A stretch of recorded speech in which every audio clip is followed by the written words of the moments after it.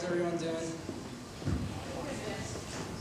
I don't have a PowerPoint, but I might have lucked out with the But, so my name's David Jenkins. I'm the organizer and director of the Roxbury Environmental Empowerment Project, which is a youth-led environmental justice community organizing group based in Dudley, nearby, and we're part of Alternatives for Community and Environment, ACE, which is an environmental justice organization. You know, before I start, I want to thank everyone for welcoming me and REAP's work here today. I'm going to talk about, in this point of energy, I'm going to talk about one piece of our work, one current and new campaign that's called Grow or Die. It's about food justice. And to start, I'm going to start by reading a statement that 8 teenagers at REAP wrote in last fall to launch the campaign. Here goes. We deserve healthy, affordable food. Companies manipulate us into eating foods that lead to illness and death. All we have is corner stores, liquor stores, and fast food restaurants. As a result, we have higher rates of diabetes, obesity, high blood pressure, and heart disease. The food system we know is rooted in racism, poverty, and corporate greed.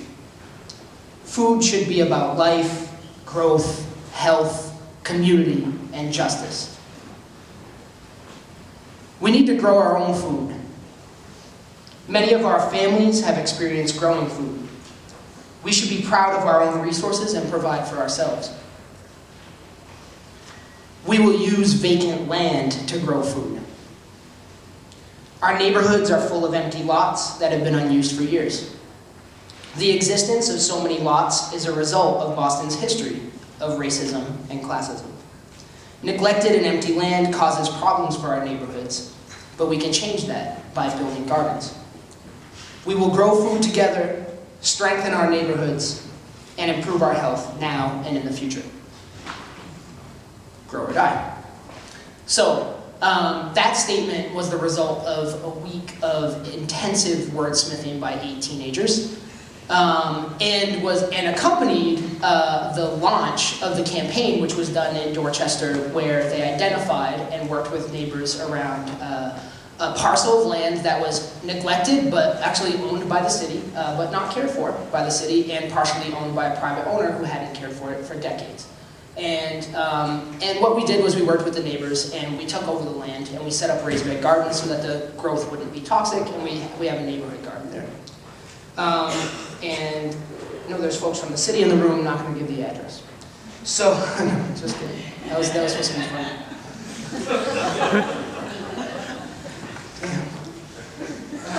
Okay. So, I mean, intervening in the food system is obvious, right? Like, the corporate global food system causes crisis. It's causing a crisis. It's driving the climate crisis. It's causing migration, or instability and movement of large numbers of people. It's causing and massive hunger. And so it's clear that we need to intervene and create a different system and step outside that system where we can.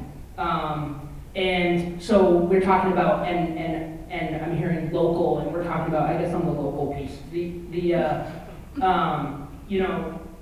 We see going local with food as not only an opportunity to address climate crisis, but also as an opportunity to create a food system where people can afford to eat healthy, where people can live healthily, right? Where we can reduce rates of illness that are impacting families, and where we can have culturally appropriate foods, right, for families, and we can build and strengthen our communities.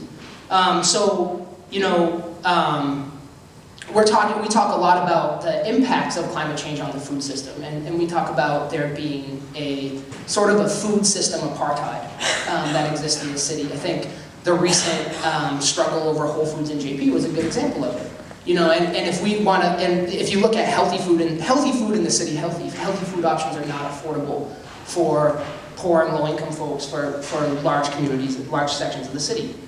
And so our young people wanted to say, okay, how can we get people to rethink the way that they eat, right? And we can't do it through a media campaign. We can't, go advertise them into not buying McDonald's or things like that, because there's structural reasons for the way that the food system is. And so they're really literally saying, how can we actually say to people, it is possible to step outside the food system, right? And not only that, and does it meet all these immediate needs, but it's also a solution to a lot of the big problems that we're struggling with and struggling with how to take on, like the climate crisis.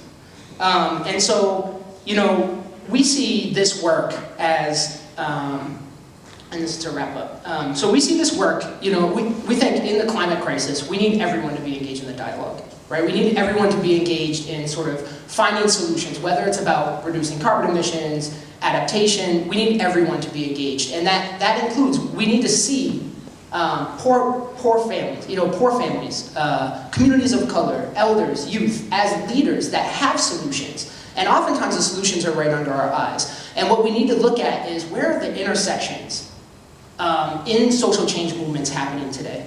Movements around equity, movements for racial justice, economic justice, environmental justice, movements around health equity. Where are the intersections between these things and actual real tangible climate solutions, like creating an alternative food system?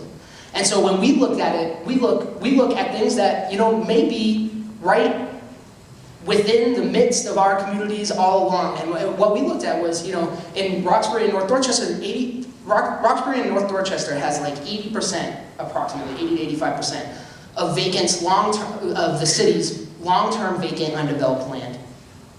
There's real history in that, right? And so what we said was, how can we tie a climate change solution to a history of a housing system that segregated communities, that had redlining, that had, that created the city the way that it looks today. You guys have heard about burnouts, you know what that is? Like, in the city of Boston, a common thing, however many, several decades ago was, you didn't want your property, if you're a white family, low income or middle income white family living in Roxbury or North Dorchester, as people of color are moving in, you don't want your property value to drop, so you burn your house.